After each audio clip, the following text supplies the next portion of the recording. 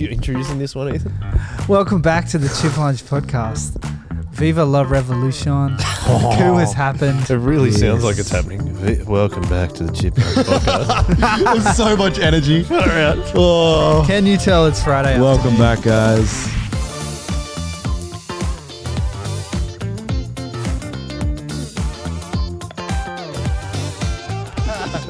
Oh, no. All right, we're back on the Chip Lunch Podcast.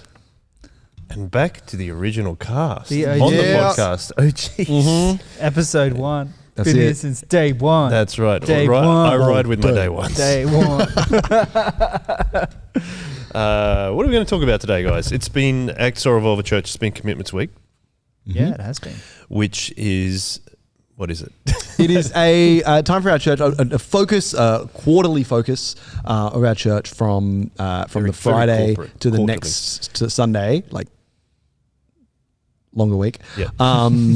Where we have a focus on discipleship and mission, and so that looks like a whole bunch of things. One of the ways it looks like is, as a whole church, we participate in, we pray together, more than usual at our services, and in those prayers we have a focus on praying for people that are not Christians, and then another focus on praying for one another as we we focus on mission in that prayer time.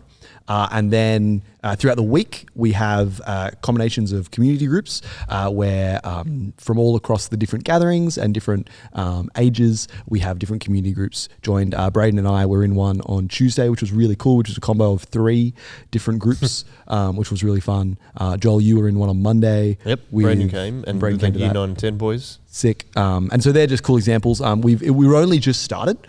So this isn't happening across the whole church just yet, because not every group is participating just yet. But the end goal is we have a really, really cool week of talking about discipling one another across the whole church. We have really cool focuses on mission on the weekends and in those community group spaces. Yeah, and it's like just getting the committed Christians together to talk about that stuff. Yeah, and what it means to be a committed Christian is those things. And I think it was really, I wrote this in the newsletter article too, like with the guys coming over to our community group, which is at our house, is like it's a really nice way to look at the intergenerational expression of church. Fully. And there was a discussion, as you were saying, between a few different aged people at our community group about people smoking in toilets at school, which was really cool. Some things never change. Yeah, so something. Well, now it's vaping. Yeah, now I yeah, suppose it had that. Fundamentally it still had changed happens. a little bit. Fundamentally, it still doesn't change. But I think that was really, really cool, and it's really lovely to hear that. And I think I feel like the more we do it, like the more we build relationships with people that we might maybe not usually see, and that's a way that we kind of try and do it on the Chip Lunch Podcast as well. Is we have different people who, like Sue's last week, where I haven't seen for quite a while and haven't had much interaction with because she goes to our Sunday morning service here at Kirrawee, but to hear her story and to hear about that stuff. So, and to share those kind of relationships and build relationships with younger people, older people than us, is a really lovely way to do it, I think. Did you enjoy it, Brayden? You had to do quite a few this week. Yeah. Commitments Week it's so good. I think especially Tuesday night, where we had Bible studies of year 7 and 8s. Then we had the Springs Bible study, which Ethan and I are a part of, which kind of ranges from like early 20s to late 20s kind of vibe-ish. And then we had Paul Tate, who's been on here before. Paul's Bible study came along as well, which was some gentlemen in their 40s-ish, 50s-ish. And so we really had this like 3-layered really sandwich of people coming together. And it was just, it was so awesome because I think it was so like, I often say this. I'm going to start with a little story of, I was preaching last year at our Friday gathering, which is a younger service demographically, just because youth is on that day and Fuse is on that day. And all our gatherings are all age, all stage, but just by factor, there happens to be a lot of young people at the Friday gathering, which I love. But I got up and said something, and while I was preaching, I was talking about the fact that it's pretty crazy that we have this opportunity at Soul Revival Church to do things like Commitments Week and get together against through all different ages. To make that point, I made the mistake of asking, looking for a certain response. I said, how many people here have someone that you would call a friend who's not related to you that's 10 years older than you? I said, put your hand up. And you think about that, like, that doesn't happen very often in regular life, that you would have someone who's 10 years older than you that you would say is your friend that isn't related to you in any way. Well, that's, again, like, and the thing was, everyone in the church service put their hand up. So I completely failed. Completely failed to make my point.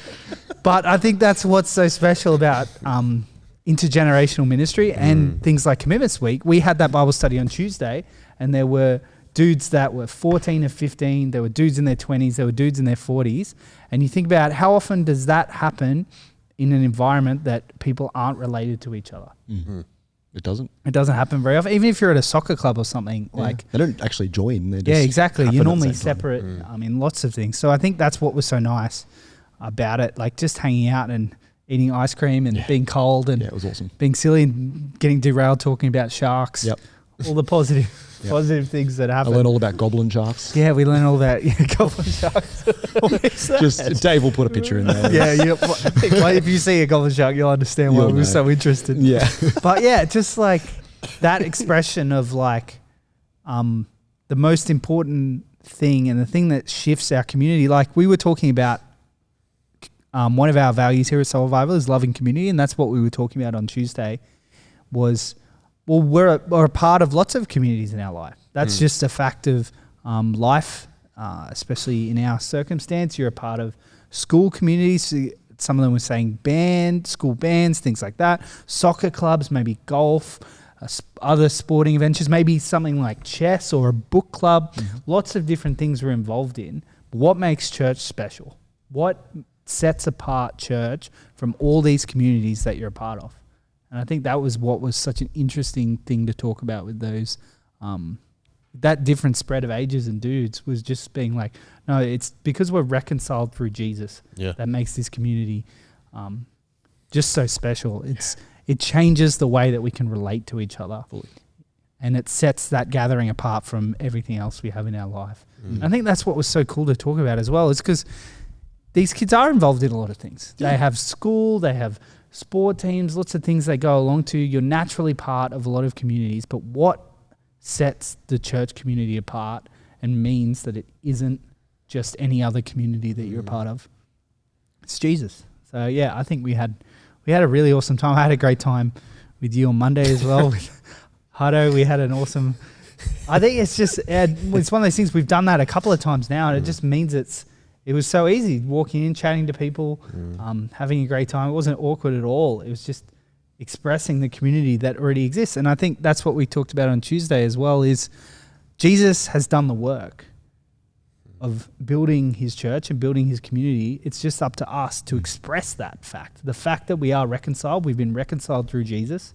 Now we just have to express that reconciliation that we already have through his work on the cross, which is just so awesome. And I think, that's why I love Commitments Week. That's why I love intergenerational ministry, is just the fact that we get to express that and explore that together, whether you are 14, whether you are 5, whether you are 45 or 85, it doesn't matter. We're all reconciled through Jesus, and we're just all trying to express that in any way that we can as a community. I like how you skipped a generation from 45 to 85. Oh, nothing happens. Nothing happens in between that, do they? You'll tell us. You're almost there, bro. There's just so many people that listen to this podcast that are in that age group. They're like, excuse me. We've used the idea of commitment, right? Yeah. Yes. What does that mean? First of all, like, I think we've talked about it before a little bit, that commitment is a bit of a dirty word in terms of what it means for people to need to do. But then what does it also mean being a committed Christian? What do you guys think? You go first, Ethan. Yeah, I think it's a multifaceted response, because it is very different depending on what angle you look at it from. But from a base standpoint, when we talk about being a committed Christian at Soul Revival, we're talking about someone who's committed to loving God and committed to loving one another. And I know I just used the word in the definition, which I well, that's all right. But I can't think of a better one, right? What does that look like? Because then, because the big definition is what that looks like. And one of the things we thought we might talk about today is that one aspect of what that looks like is using what we've been given to serve the body of Christ and serve Christ through that. We were looking earlier today at the parable that Jesus tells, the parable of the tenants in Matthew 25. I thought I'd just take a little bit here just to read it to us. It's from Matthew 25:14, which says, Jesus says, "Again, it would be like a man going on a journey who called his servants and entrusted his wealth to them. No one he gave 5 bags of gold to one he gave 5 bags of gold, to another 2 bags, and to another 1 bag, each according to his ability. Then he went on his journey. The man who had received 5 bags of gold went at once and put his money to work and gained 5 bags more. So also the one with 2 bags of gold gained 2 more. But the man who had received 1 bag went off, dug a hole in the ground, and hid his master's money. After a long time, the master of those servants returned and settled accounts with them. The man who had received 5 bags of gold brought the other 5. Master, he said, you entrusted me with 5 bags. See, I have gained 5 more. His master replied, well done, good and faithful servant. You have been faithful with a few things. I will put you in charge of many things. Come and share your master's happiness. The man with 2 bags of gold also came. Master, he said, you entrusted me with 2 bags of gold. See, I have gained 2 more. His master replied, well done, good and faithful servant. You have been faithful with a few things. I will put you in charge of many things. Come and share your master's happiness. Then the man who had received 1 bag of gold came. Master, he said, I knew that you were a hard man, harvesting where you have not sown and gathering where you have not scattered seed. So I was afraid and I went out and hid your gold in the ground. See, here is what belongs to you. His master replied, you wicked, lazy servant. So you knew that I harvest where I have not sown and gathered where I have not scattered seed. Well then, you should have put my money on deposit with the bankers, so that when I returned, I would have received it back with interest. So take the bag of gold from him and give it to the one who has 10 bags. For whoever has will be given more, and they will have an abundance. Whoever does not have, even what they will have will be taken from them, and throw that worthless servant outside into the darkness, where there will be weeping and gnashing of teeth. This is a really, really cool parable, and it has there's heaps to unpack in that, which we won't do because this is not a sermon podcast. If you want that, we have a sermon podcast. It's called Soul Revival Church podcast. Yeah, and I don't think we actually uploaded our sermon in Mark, unfortunately. But this is Matthew. But this is Matthew. Then it doesn't matter at all.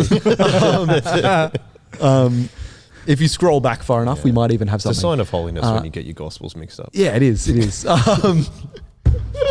one of my talents. We're given one of the things to take away from this is that the stuff we're given, the gifts we are given, the talents we have, are not actually from us. Like, we may have spent a lot of time on those things, but at the end of the day, they are from God. And Jesus is saying here, what are you doing with it?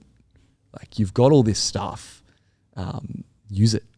And one of the things we talked about this morning is as we were talking about pastoring, and this really easily flows into being a committed Christian is someone who is using your talent to help, and your gifts from God to build, to help God's people and God's church, and glorify His name.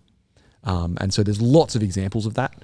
I'll take Brayden as an example because his is really tangible. He's really good at guitar. And that's a really tangible example of someone who is able to get really, really, really good at guitar, but also use that to serve. You do a soul revival, and we get very blessed by your ability and your gifts.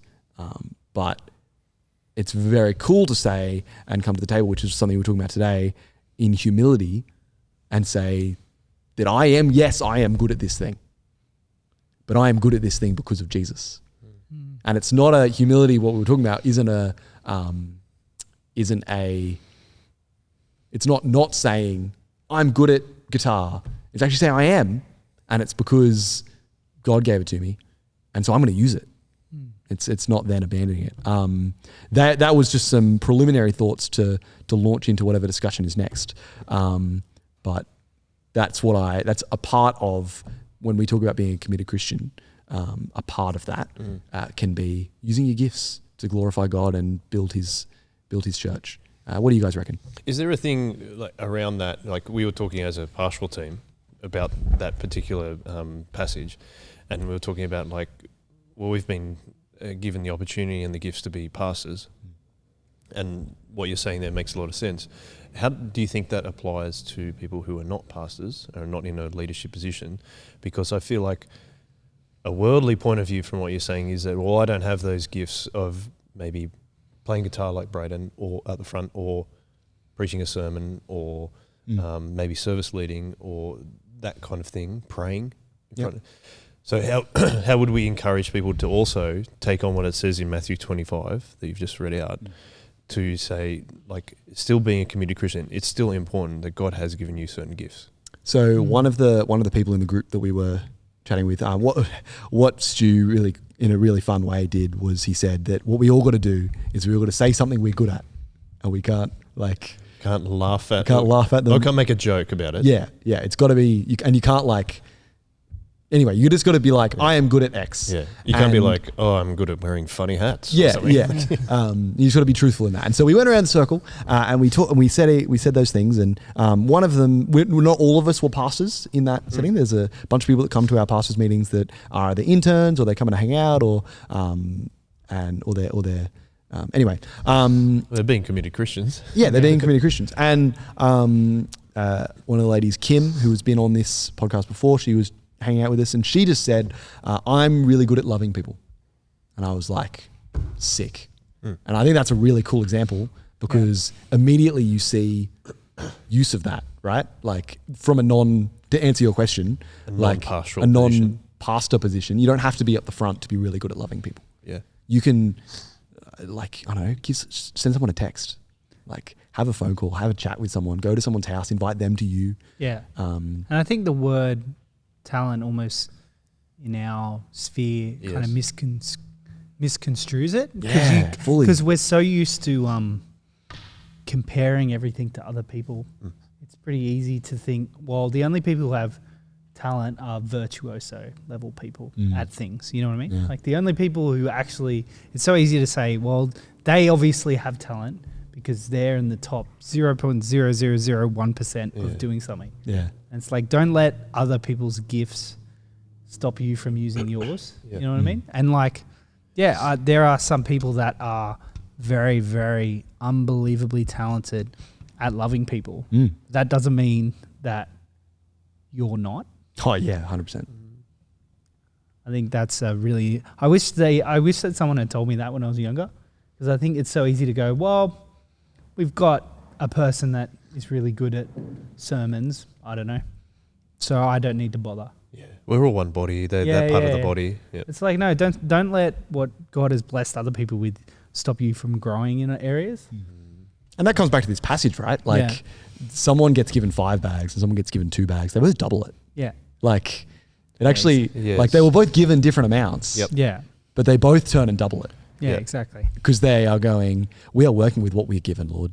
Yeah. And I'm not the best at it necessarily, but they're still my gifts. Yeah, exactly. I don't know. And I don't know. There's lots of little examples, like some people are really, really good at hosting. Yeah. Like you go to someone's house and that person really good at hosting. Yeah. And there's just stuff like that. Like not everything is a up the front talent.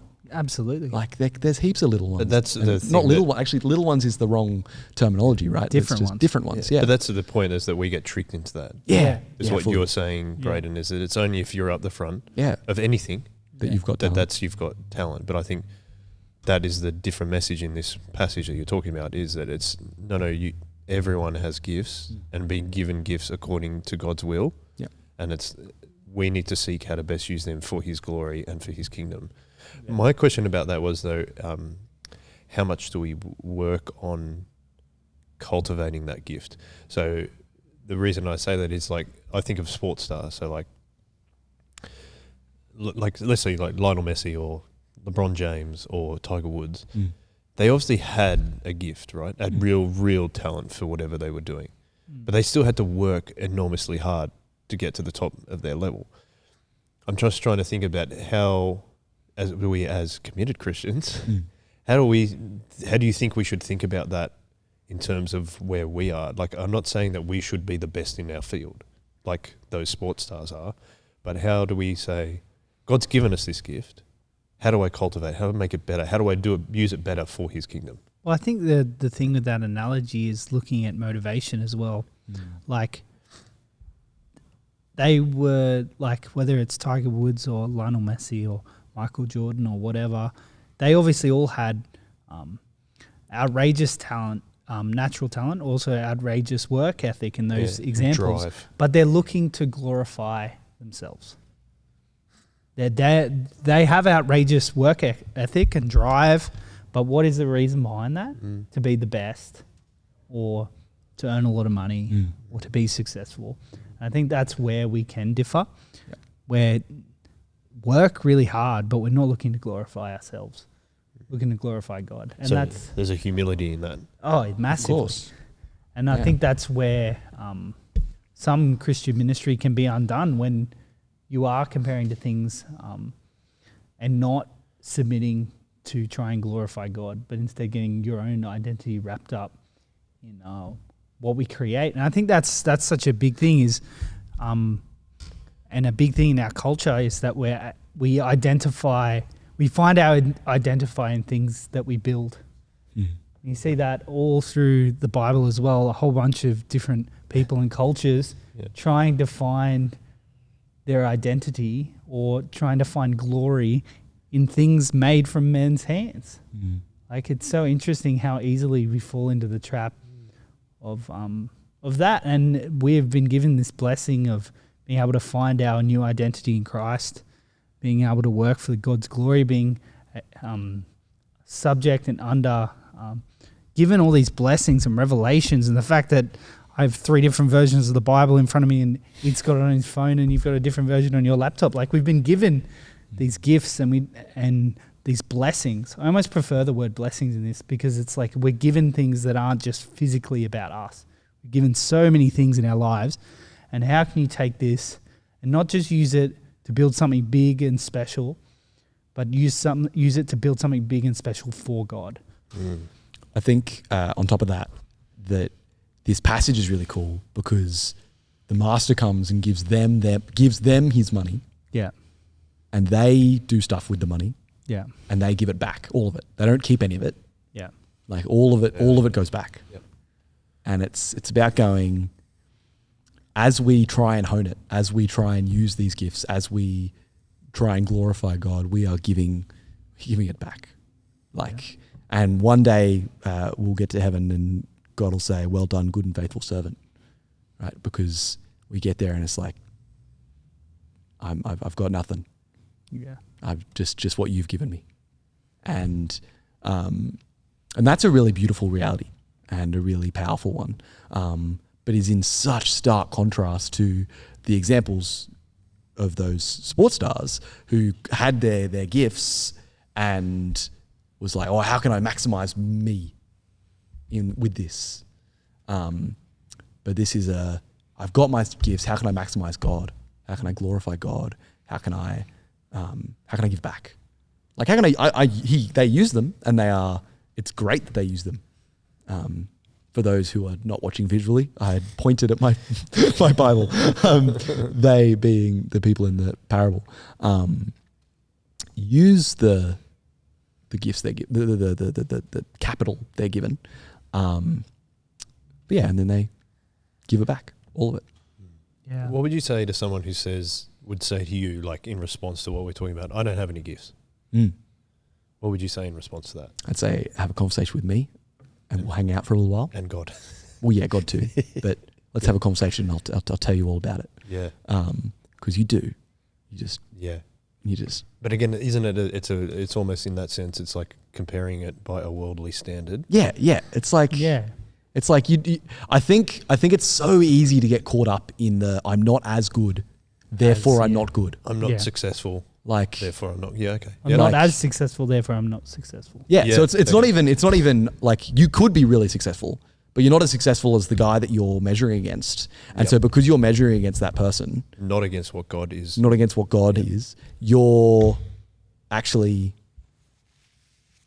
you like what is really interesting about some of the truths in the Bible that is you're measuring up against perfection. Mm-hmm. Like every day you're as a Christian, you're called to be more like Jesus, and that's impossible. Like, it is. Like it's simple. It's like it's not possible. And so we are called to measure up against him, but we're not called to measure up against anyone else. Like no one else matters. And so no one else's, like the success of anyone else is not what you should be looking at. And so that's one response, right? To the, I don't have any gifts is like, do you not have any gifts or do you just don't think you're as good as the guy next to you? Or girl next to you? But also, I think in our Australian humility, tall poppy stuff, we actually ignore our gifts and we actually think them not so. And we don't want to talk about them. Or even lean into them because we're scared people are going to cut us down for it. Yeah. And so it's just this idea of like, oh, I'm actually not good at anything. And so I'm going to, like, as far as I'm aware, because I don't want anyone to think I'm boasting. So that actually is a reason that someone might come to you and say, I'm not good at anything. A fear of, they'll just think I'm boasting. And it's like, no, I think you're good at stuff. Also, and then there's the third one, which is you might just be not traditionally good at stuff. Like, well, I don't know. I have a friend who's like, I'm not very good at stuff in his own personal opinion.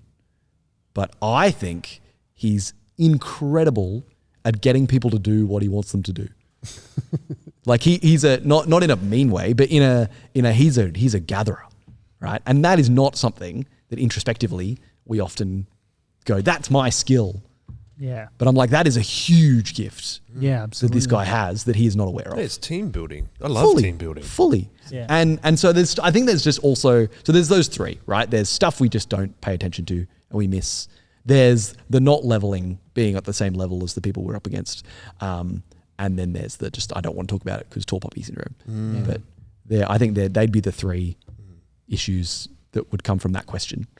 Not issues, but things. Well, that was something we were talking about, even this study with Stu, is around the tall poppy syndrome, is that we think we're just not being, like we're actually being humble, but it's not. It's, it's almost like I want to be more successful, but I want to be seen in the right way to being successful.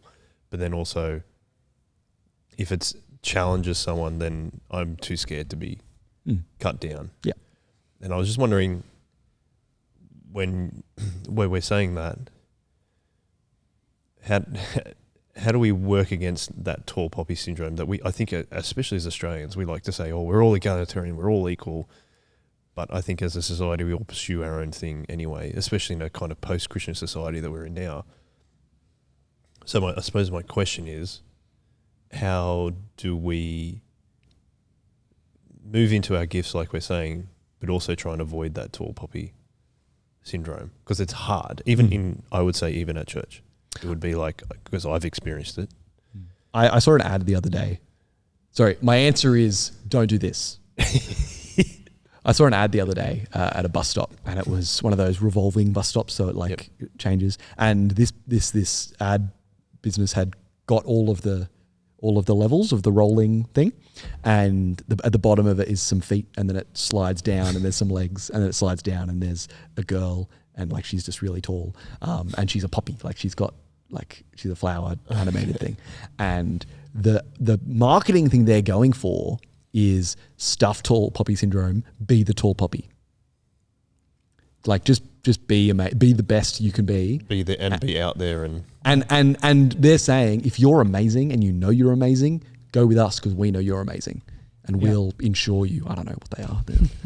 We'll insure you. Yeah, I don't know. Maybe be super risky, so you pay us lots of money. I don't know. Maybe it was a bank or something. But it was like the thing was, be full of yourself. Really, was what it was saying. Yeah, it was pursue it for yourself. Pursue it for yourself. Be the best.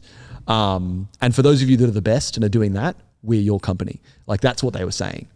And I think the answer is not that. I don't think the answer to the negatives that come with tall poppy syndrome is be the tall poppy. Like look at me, I'm the best. That's my contribution. It's interesting that people want to hear that message. Yes. So that message is only there because people want to hear that message. Yeah. So why, like, it's a really interesting dichotomy of don't be the tall poppy, but be the tall poppy, but do it in the right way. And the only way we get there is by doing it with us, like whatever that company is that they were talking about. Yeah. And that's the hard thing is that like something that we just talked about on the shock absorber is that we can get pulled all different places by polarizing political opinions and all that kind of thing. But we also talked about like, what is your media diet? And what, like, audit your media diet, because the thing is that everything should sit under the authority of Scripture. So our single source of news, in a sense, news in quotation marks, should be the Bible. And then that's where we get the parable of the talents, which is where we can step into our talents in humility in order to serve God in a whatever stage of life that we're in. Yeah. One of the things we talked about this morning was the idea of if we're trying to be like Jesus, which is what we were talking about before, what Jesus was really cool in his ministry was he started from a place of ultimate humility. Like he was born in a manger. He was nothing. Like he was from nowhere. He was whatever. And God did that. God was like, I'm going to start. Like Jesus is going to start from nothing. And he went from, I'm trying to think of the word they used, but anonymity. No, it wasn't that word. From being nothing to being seen. Anonymity. And see an enemy. To being seen, right? And as a Christian, that's not what we're necessarily called to do. We're not called to, not necessarily. However, we are called to do that on a different level. The different level was, if this makes sense, was that Tim Beelhart said it, and he's far more eloquent than I. The different level was go from being nothing on this earth and doing our stuff humbly and doing our work and using our gifts with humility, right? And then getting to heaven and being seen, like purely and truly. Like that's where the glory is, right? Like, because it's for God. And then when we get there, God's like, well done. Like, isn't that awesome? And that is the goal, right? To do what we're doing now well and do it humbly and do it for God. And then when we get to heaven, that's where the glory, like that's where the stuff is, right? Like we talk a lot about treasures in heaven. I talk a lot about it because I think it's a funny joke. Because it's like, haha, I'm going to do this and get treasures and you're not. Like a pirate. Yeah. But we don't necessarily know exactly what those are. There's lots of really cool theories and thoughts about that if you want to read up on what that is all about. But one of the treasure in heaven is fellowship with God and relationship with him and being seen by the God of the universe as someone who is loved and perfect now, because we are wiped clean of our sin. I don't know if that answers the tall poppy syndrome question, but I think it does put into perspective, I think, a little bit what being a committed Christian here looks like. As we, yes, use our gifts for God, but also we do that humbly, knowing that one day all the glory available will be given to us, which is really cool. And in that passage. Yeah, my thoughts bring me back to John 12, where Jesus has been like kind of going back and forth with the religious leaders and the crowds and answering all these questions and getting into all these barbs. But in 42, it says, "Nevertheless, many of the leaders believed in him, but because of the Pharisees did not confess him for fear that they would be put out of the synagogue." Sorry. Many of the leaders believed in him, but because of the Pharisees, they did not confess him for fear they would be put out of the synagogue. For they loved the praise of men more than the praise of God. I think that's just so big for, when we're looking at tall poppy or using gifts or whether not to use gifts. Are you being humble because you want the praise of men? Or are you showing off because you want the praise of men? Are you being humble because you want the praise of God? Or are you using your talents for the praise of God? I think that's the big differentiation there, where you can do both. You can both be humble. Well, humble is probably the wrong word. You can both, I'll go with humble. You can both be humble and use your talents not well. And you can both be humble and use your talents well. Yeah. I was, we should probably wrap this episode up, but you reminded me of Tim saying Tim Beelhart's, our children's pastor, was making a really good point. He actually tweeted today after we recorded the Shock Absorber, and he says, "Reminded of this classic tweet today while recording the Shock Absorber and discussing the relative time that we are discipled by the word versus the discipled by the media and social commentary, including the world." And then he quote tweeted John Piper.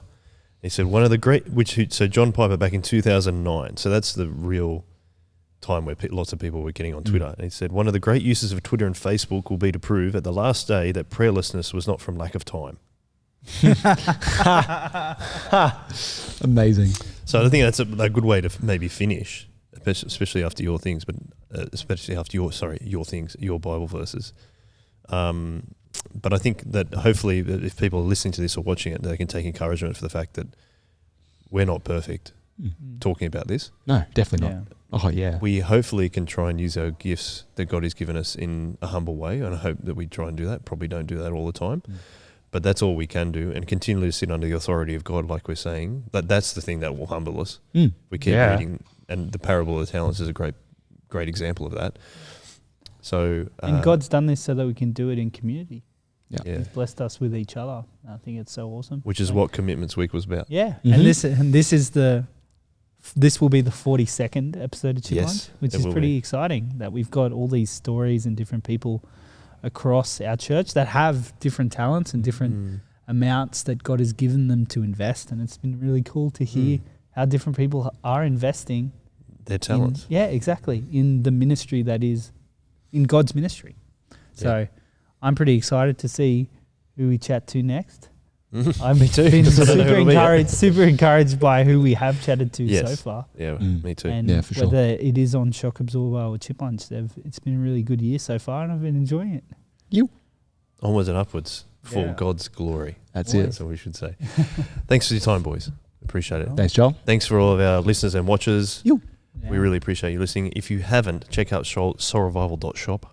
Some good clothes on there, man. I'm liking the green. Ooh. Green. Yeah, What's the green men's? What's the color of it? Yeah, so we're doing a winter drop. Yeah.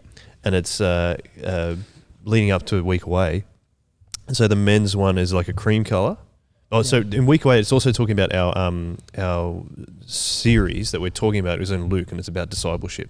And so our jumpers say, "Wherever you lead, I will follow." Yep. Oh, I was holding that sneeze in for so That's long. right. You did well. Thank you. Bad luck. But if Gesundheit or whatever they say. It's from Luke, and there is we quote Luke 9, and basically saying, "Wherever you will lead, I will follow." And it's the same thing as what we're talking about, is sitting under the authority of God and using our gifts humbly and letting Him disciple us. So there's in the men's version, you can get a cream one or a cream nice one here, a nice green one. Oh here. yeah, we should pop it up. I'll give Dave the. I really like the green. The green, looks, it's really nice. It's a really Yeah. good green. Shout out to lovely. Manda, who has been on the podcast. Manda. That was her choice. So she's done a great Speaking job of there. talents. Also, there So is many a talents. there is a cream and a sage green version for the women. Cream. Cream up that side. Sage green. Sage Sage green on green. that side. Also very nice. And then the last I thing wait for is... Dave me to do this and Yeah. Dave to put it on like my face. No, well, that's what I was going to say. The last thing is there is a Jesus Changes Everything hat. So we'd love that to pop on all our heads. Dave. He's going to spend a lot of time I can't this wait week for editing. just a big no like written over this whole Like, section. no, it'd be like circle and a line through it. Yeah, Like, I'm exactly. doing that. Bow. Yeah. Anyway, get your pre-orders in. We need them. If you want the jumpers before week away, we need to get them very, very soon. So get those in. We'd love you to do that. Check out soulrevival.shop. All of our profits from any profits we make from selling this gear after covering the cost goes to our Indigenous ministry partners. So that's another reason to check that out. And yes, once again, thank you very much, guys. And of course, we shall finish with wrapping up the chips and a one way. One way.